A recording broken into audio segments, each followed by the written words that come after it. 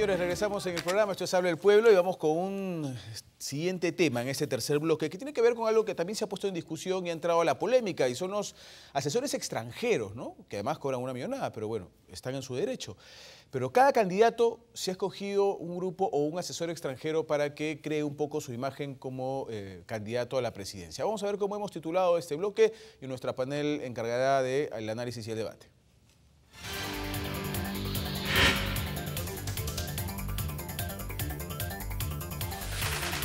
Muy bien, yo les leo algunos como información, ¿no es cierto? Que además está en algunos medios de comunicación también. Por ejemplo, el caso de Keiko Fujimori tiene a George Washington, así se llama. Es a un catedrático de la Universidad George Washington, que además es de nacionalidad ecuatoriana, ha trabajado en el Perú, con Toledo también. Ha trabajado para candidatos de Guatemala, de México y del propio Ecuador, el caso de Yamil Mahuat, ¿cierto? Él es el hombre que está viéndole la imagen a Keiko en el tema electoral, de marketing electoral, Roberto Izurieta. En el caso de PPK, se dicen que hay 3 asesores brasileños que tienen a su cargo la campaña presidencial de Pedro Pablo Kuczynski. 2 de ellos son Renato Pereira, que es un antropólogo, y Francisco Méndez. Además dicen que hay un cubano norteamericano también entre ellos. Y el caso de Acuña ya sabemos que está yendo con Fabre, y aparte de Fabre hay quienes dicen que tiene a un español, Ismael Crespo Martínez. También estaría yendo como parte de la asesoría de marketing de Acuña. Y así varios, ¿no? Están trayendo asesores extranjeros para crearse una imagen como candidatos a la presidencia. Vamos a ver qué piensa nuestro panel al respecto. Empezamos con usted, doctor Gamio. Bienvenido, buenas noches. Buenas noches. Bueno, en principio el hecho mismo de tener asesores extranjeros especializados no está prohibido por la ley, siempre que la persona tenga su visa de trabajo o haya constituido una empresa y se encuentre con el registro legal. Por ese lado yo no veo observación. Yo veo observación en lo que Moisés Naín llama la fuente de la corrupción, que es el financiamiento privado. O sea, ¿de dónde sale el dinero para campañas millonarias? ¿Quién fiscaliza esto?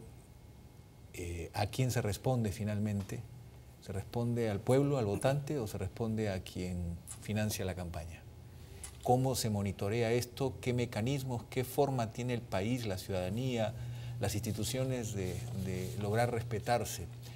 ¿Hasta qué punto dinero venido de sabe Dios qué fuente puede hacer que nos invadan con una publicidad, con una propaganda, perdón, y que esto genere un, entre comillas, efectivismo a favor de uno u otro candidato? Es decir, no es una política sana, no es una política transparente, no es una política que responda a principios, sino a campañas millonarias, ¿no? Muy bien.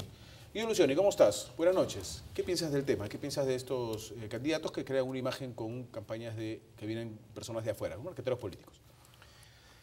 Para comenzar, en realidad esta gente no son marqueteros políticos, lo que son es gerentes de campaña, sobre todo. Es gente que es el marketing político es un área muy específica de la campaña. Y quien dirige los temas que no son solamente de marketing político. Una campaña tiene diferentes áreas, tiene un área de marketing, tiene un área de movilización, pero sobre el jefe de campaña, ¿no? Estos son más bien asesores que miran y generan la estrategia sobre la base de la cual una campaña corre. Y es muy sencillo. Tú no puedes vender Coca-Cola y meterle en una botella de Fanta. Tampoco vas a poder vender Fanta en una botella de Coca-Cola. O sea, un marquetero político no es un mago, un gerente de una campaña, un estratega, porque eso es lo que son. Un estratega de una campaña no es un mago. El estratega de la campaña lo que tiene es un candidato que es el producto bruto de la campaña. Y lo que va a hacer con este candidato es tratar de mostrar sus virtudes, por un lado, y por otro lado, tratar de enfrentarse lo mejor posible a sus debilidades. ¿Y por qué digo enfrentarse lo mejor posible a sus debilidades y no esconderlas? Porque lo que va a hacer el adversario político es mostrar sus virtudes y los defectos del otro político. Entonces, esconder las debilidades de un político no es posible.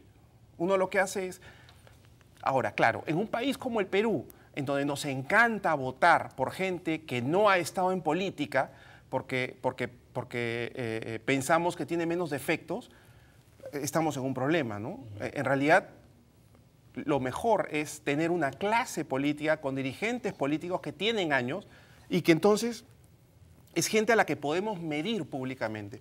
El marquetero político, el estratega político, lo que hace es generar una estrategia que le permita al mejor candidato ganar. Ok. ¿Qué piensa Marcos Ibaceta? ¿Cómo está? Buenas noches. Hola, Pepe.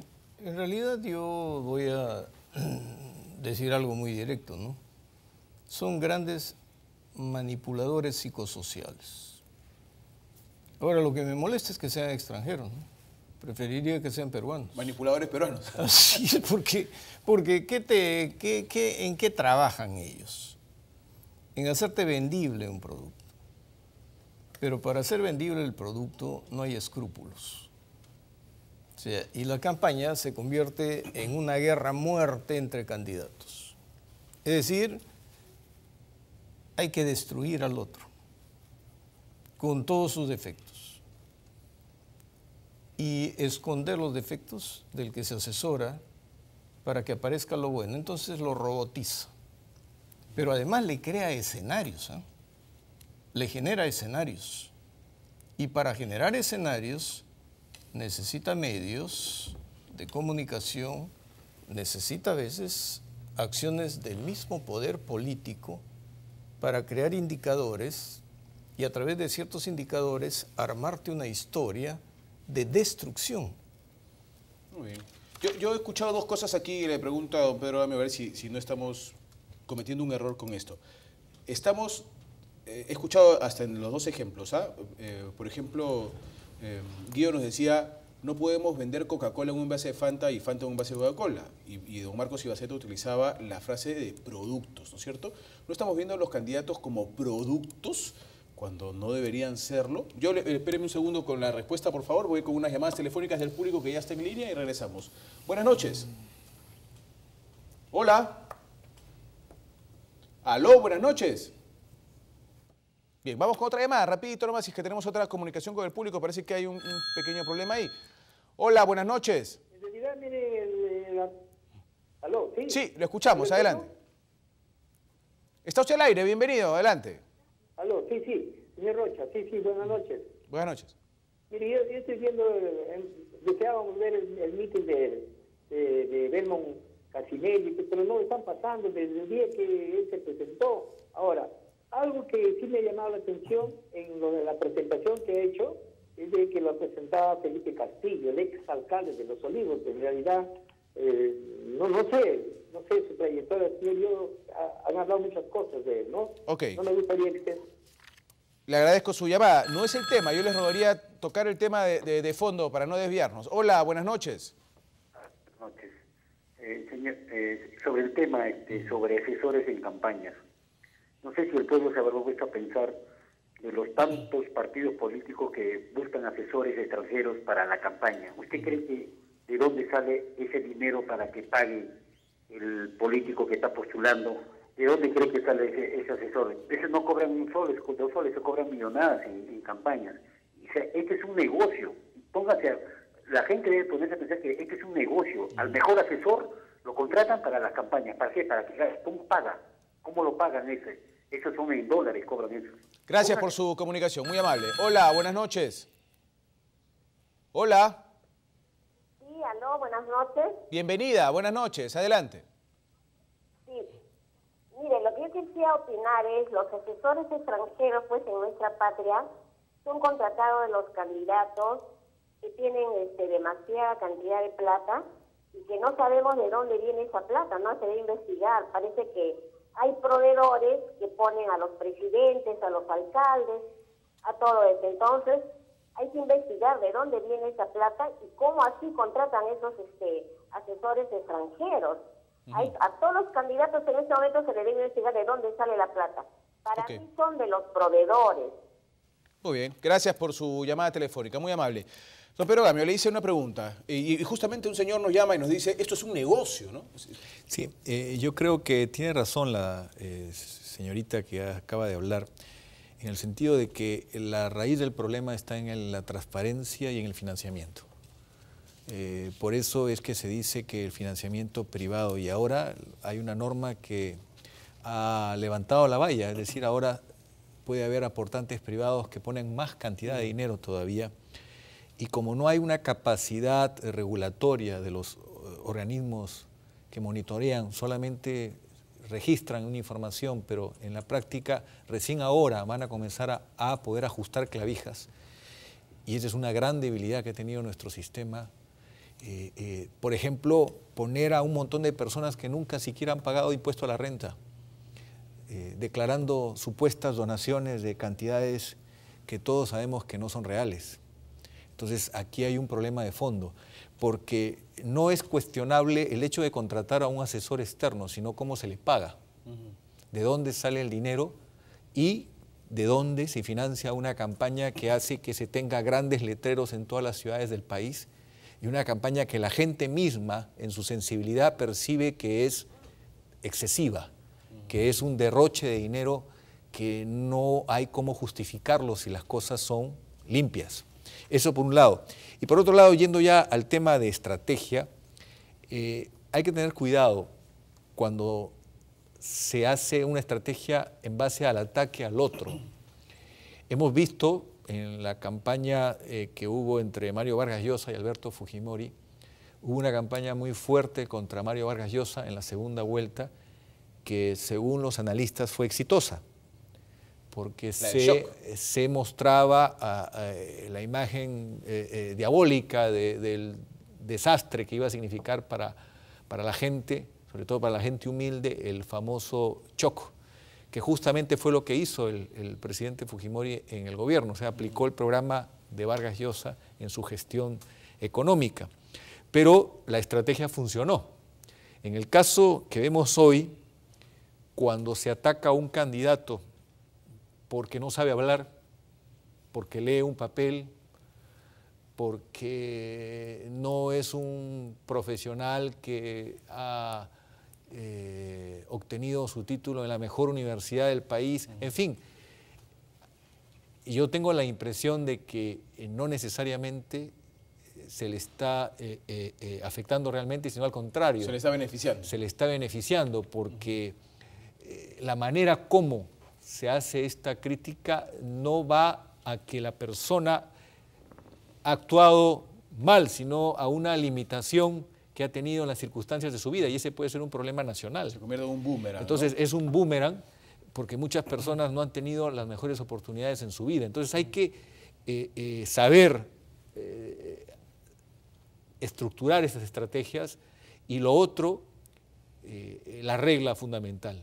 El financiamiento debe ser controlado, y como dice Moisés Naín, el financiamiento privado, si no tiene una regulación clara, debe ser prohibido, porque si queremos una democracia sana, debemos saber de dónde sale todo este dinero. Guido, yo preguntaba, no es que estamos tratando, en este caso, para irnos directo al tema de los asesores de campaña, ¿no es que estamos tratando a los candidatos como un producto, o es que yo estoy equivocado y deberíamos tratarlos como un producto? No, si los candidatos los tratas como un producto, entonces lo que tienes que hacer es contratar una agencia de marketing que vende Coca-Cola y te va a vender Coca-Cola. Los candidatos son, digamos, vendrían a ser un producto diferente, por lo tanto tienen un tratamiento distinto, tienen una profundidad distinta y tienen aristas diferentes. Nosotros veíamos mucho en la universidad cuál es el sentimiento más importante en una campaña electoral y el que más debes usar. Esto creo que lo he dicho más de una vez acá. Es el miedo. La gente vota, y yo no he estudiado en el Perú, yo he estudiado en Estados Unidos, yo conozco a Roberto Izurieta, lo conozco muy bien, él era académico de George Washington. A nosotros nos enseñaban en Estados Unidos, para manejar campañas no en el Perú ni en México, sino en los Estados Unidos, que lo más importante en una campaña electoral es generar miedo. ¿Cuál es el candidato que gana en el Perú, en Alemania, en Estados Unidos?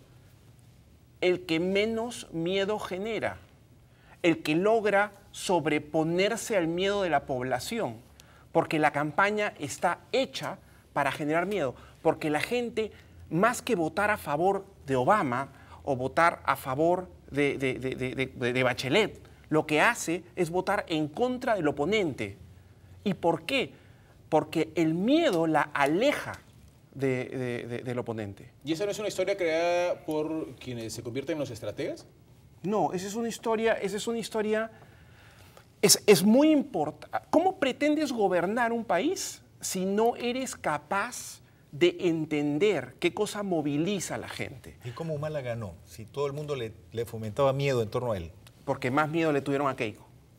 Porque hubo muchísimo más miedo a la imagen de Keiko y a la satanización que se hizo.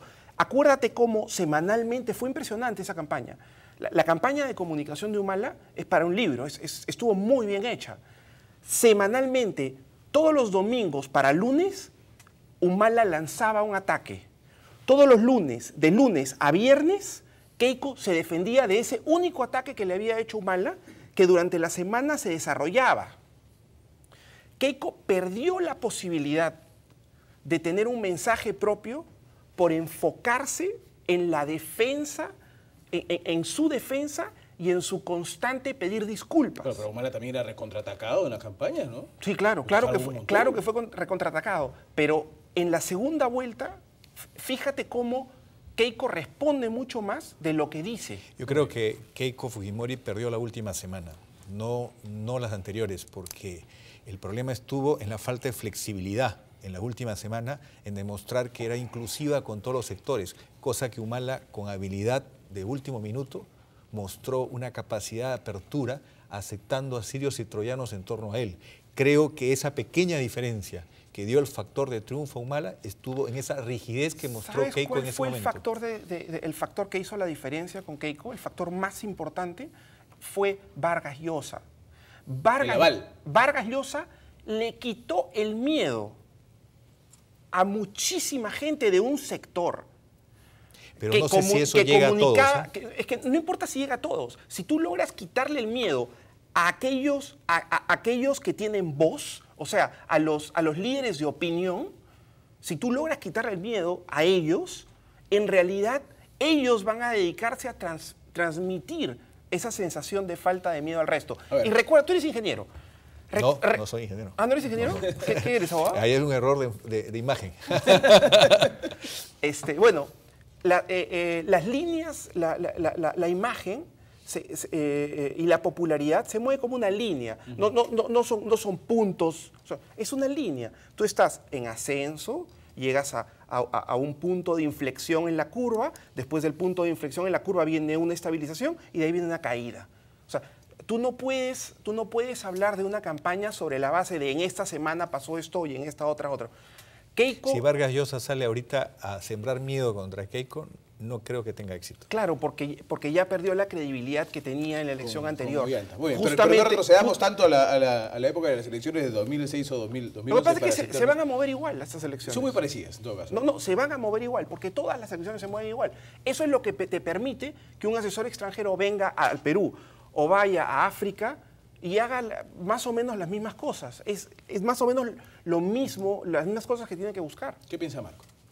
Que claro que va a hacer las mismas cosas porque el ser humano no cambia. Cuando estudiamos psicología, ontología y hasta antropología en la universidad, siempre hacemos este esquema. El primer consejo, cuando tomes una decisión, no lo tomes solamente por la vista, que es un sentido. Cuando tomes una decisión, tu discernimiento te obliga a activar todos los sentidos. Y por ahí alguna chica dijo, nosotros las mujeres, no hay mujer fea, sino mujer que no tiene plata, porque hay cirugía estética. Bueno, estos asesores son los cirujanos estéticos, pues. Pero si se mueven solamente manipulando un sentido, pierde. O sea, tiene que ser la vista, el oído, el gusto, todo el escenario. Y el otro tema que analizamos es no podemos convertirnos en accesorio de otra persona. Y se analiza el amor. El amor con gusto te convierte en accesorio de otra persona. Pero el odio, el resentimiento, la envidia, también te convierte en accesorio. Porque no vives mirando al futuro para ti, ni puedes lanzar un mensaje si no estás mirando al otro y le estás tratando de destruir. Si te manipulan adecuadamente, te anularon. Y quien te ha provocado, ese gana. Y si ha analizado cuál es el pensamiento colectivo y de qué está harto y qué quisiera, agua u oro, ¿no? El gas a 12 soles. La honradez hace la diferencia. De Humala tengo dudas, de Keiko tengo la certeza.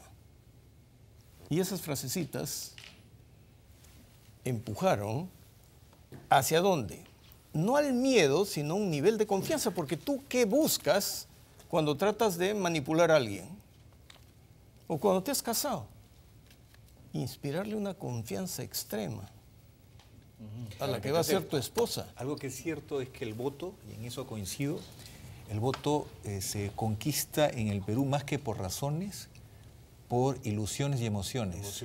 Entonces, aquel que motiva más ilusión en la gente, más allá de pensamientos elaborados. El candidato más experimentado que muestra pensamientos elaborados no logra el éxito que logra aquel que conquista más la parte emotiva de las personas. Es decir, que logra generar una ilusión de que él puede hacer lo que todos esperamos que haga, al margen de que en un análisis riguroso, a la luz de nuestra inteligencia, veamos que no tenemos la certeza ni las garantías de que lo vaya a hacer.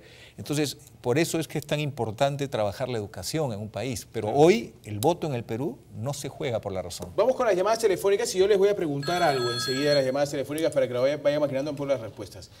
El problema no es, pregunto yo, que podrían estos asesores, grandes profesionales, estudiosos, superdiplomados y realmente inteligentísimos, hacer que el Perú se coma un candidato que no es real, que terminemos votando por el gran padre, por el gran gestor, por el gran profesional, gracias al convencimiento que nos permiten estos grandes asesores, cuando en realidad lo que tenemos al frente no es eso. Vamos con unas llamadas telefónicas y regresamos con la respuesta del panel. Hola, buenas noches.